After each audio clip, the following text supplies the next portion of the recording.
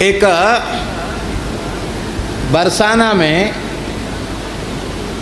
गहुवर one में ब्रह्मचारी जी के कुआं के पास एक संत माता जी रहती थी, गार्गी बाई। गोकुल भवन वाले परमहंस जी महाराज की कृपा पात्र थी। वो बहुत अच्छी साधिका थी, बड़ी अकिंचन थी, वहाँ रह के भजन करती थी। अब उस समय तो उतनी सुविधा नहीं थी, उतना पक्का परिक्रमा का मार्ग भी नहीं था, और बहुत अतिशय एक छोटी सी कोठरी थी, बीच में से परिक्रमा मारी गई चबूतरा।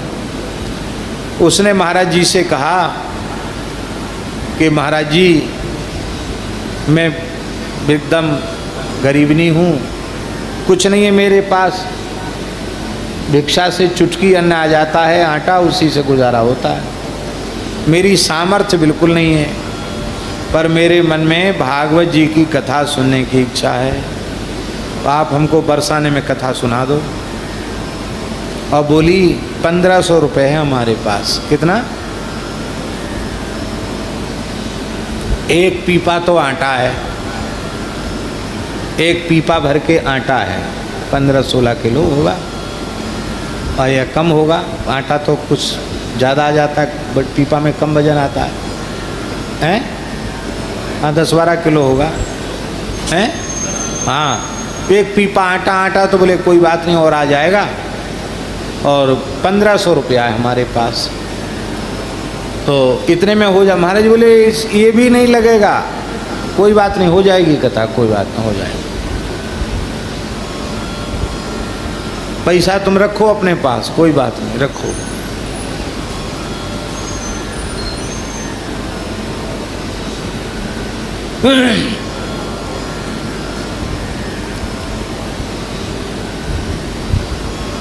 महाराज जी पधारे, हम भी थे साथ में, कथा में छोटे थे।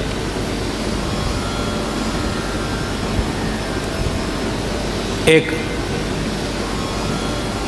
झोपड़ी जैसी छप्पर जैसा डाल दिया, उसके नीचे वो इतनी छोटी चौतरी थी कि उस पर महाराज जी की छोटी चौकी और हम 2-3 मूर्ति, बस, वो बैठने की जगह नहीं थी। एक कोने में बाई, सामने से परिक्रमा, जैसे ये चौकी बैठी, यहाँ से लोग निकलने परिक्रमा वाले, माइक वाइक की जरूरत नहीं, और आने जाने वाले कोई बैठ गया, सुन लिया तो सुन लिया, ऐसी कथा थी। व्यास जी की पूजा तो रोज करनी चाहिए, तो 1 रुपया पूजा में रोज चढ़ाती थी, और जो हम लोग बैठे थे उनको 4 आना 25-25 पैसा चुवन्नी चलती थी, चुवन्नी सबको देती थी। अभी 1-2 दिन हो पाया कि एक 20-22 साल का एक जवान लड़का जैसा था, वो आ गया होगा, वहाँ कुछ काम वाम करता, बोले माता जी हम यहीं रहेंगे, सेवा करेंगे। बोले ठीक है, तो एक पीपा गेहूँ और आ गए, तो बोला महाराज माता जी इनको हम पिसवा लाओ में? बोले हाँ पिसवा लाओ। वो क्या, उस माता जी ने 1500 रुपये उस पीपा में ही रखे थे, वो गेहूँ थोड़ी पिसवाना था उसको, तो पीपा पैसा चाहिए था, वो ले गया। वो 1500 रुपया भी नहीं रहे उसके पास। अब रोने लगी, बोले महाराज वो तो गया। महाराज जी बोले बहुत अच्छा हुआ, पैसे का आश्रय समाप्त हो गया, भगवान का आश्रय हो गया, बहुत अच्छा हुआ, बहुत अच्छा। अब कथा कैसे? बोली सब हो जाएगा, कथा भी हो जाएगी, भंडारा भी हो जाएगा, कोई चिंता नहीं करो, शांति से। तुम्हारा मन 1500 रुपये में लगा था, इसलिए भगवान ने बड़ी कृपा की, वो चला गया। अच्छा हुआ, बहुत अच्छा हुआ। और खूब संत आते थे कथा सुनने, नाम जापक संत। 2 समय महाराज जी कथा करते थे। तो एक बड़े प्रतिष्ठित दिव्य महापुरुष ने एक बात कही, अरे बोले महाराज जी भारतवर्ष की संत परंपरा के ऐसे महान संत हैं, विद्वान संत हैं, अरे बरसाने में कथा ही कहनी थी तो थोड़ा इशारा हो जाता, बढ़िया से बढ़िया पंडाल बन जाता, व्यवस्था हो जाती, भली बाई सुन लेती। न बैठने की जगह श्रोताओं को, न स्वयं के बैठने की जगह, न खाने की जगह। ऐसी जगह उन्होंने, इतने बड़े विद्वान होकर वहाँ कथा, ऐसी जगह बैठ के कथा कहनी चाहिए।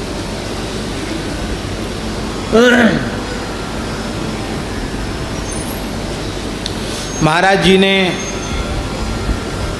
अपने स्तर का विचार नहीं किया। तो कोई महात्मा होंगे भोले भाले, राधा वल्लभ दास जी जैसे,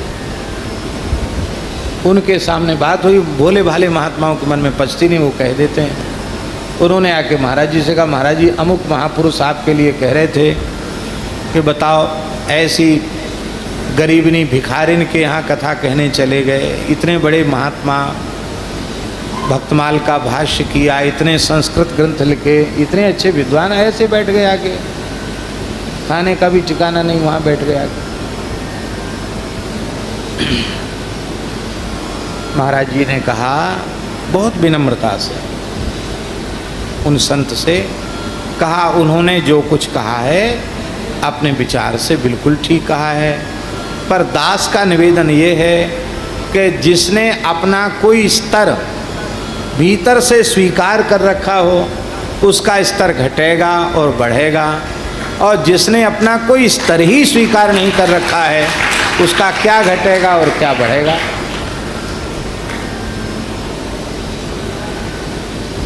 हमारे लिए तो परम सौभाग्य की बात है कि ये गहुवर वन श्री राधा रानी का निकुंज है, युगल की नित्य विहार स्थली है।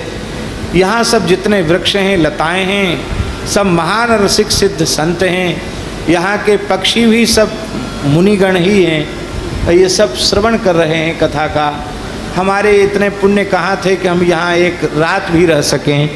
हमें श्री जी ने गहुवर वन में वास दिया, 7-8 दिन तक रहने का अवसर दिया। हम तो इसी से कृतार्थ हो गए। जिसने कोई स्तर स्वीकार कर रखा हो उसका स्तर घटे और बढ़े, हमारा तो कोई स्तर ही नहीं, तो क्या घटेगा और क्या बढ़ेगा। ये बात जब हमने पूज्य मिश्री जी गुरु जी को सुनाई तो वे रो पड़े। उन्होंने कहा निरुपाधिक अवस्था इसी का नाम है।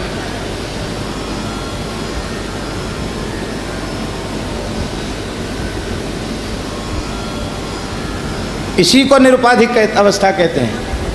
निरुपाधिक परमात्मा है। परमात्मा की प्राप्ति के लिए परमात्मा के गुण वाला बनना पड़ेगा। उपाधि रहित मायिक उपाधियों से शून्य परमात्मा है, उनकी प्राप्ति के लिए हमें भी निरुपाधिक बनना पड़ेगा। जाति विद्या महत्व रूप यौवन आदि सारे उपाधियों को, अहंकारों को त्याग देंगे, तब हम निरुपाधिक होंगे, तब हम भगवान की प्राप्ति के योग्य बनेंगे।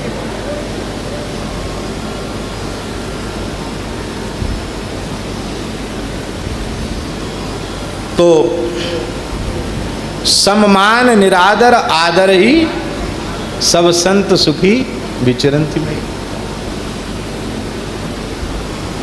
कितनी बातें हमें स्मरण में आती, हम क्या क्या कहें।